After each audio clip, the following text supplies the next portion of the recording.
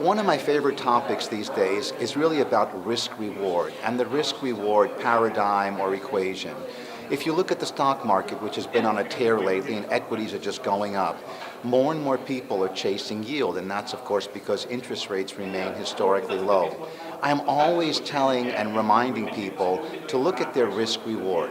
So, for example, we have investors who have a minimum requirement of 12% and getting maybe 1 or 2 points out of their deals.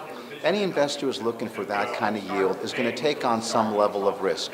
Whether it's a construction loan or something else, the typical risk-reward paradigm means that the more you risk, the greater your reward. My concern is investors who chase yield and don't know what kind of risk they're taking on.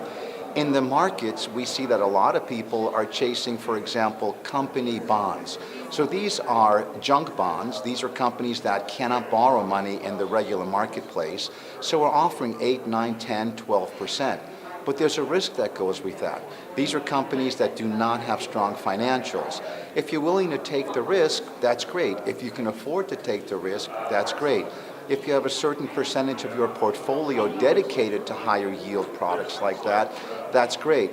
My concern is investors who are chasing yield without understanding the risk that they're taking.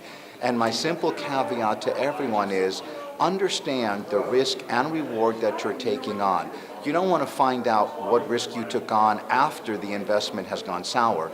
You want to know going in what the reasonable chances are of your getting that yield without taking undue risk in a marketplace where things are always changing.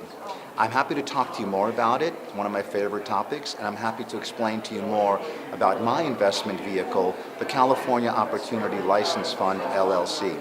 Thanks very much. I'm Ilan Awerbuch with Merit Financial in San Diego, and you can reach me through the CMA website.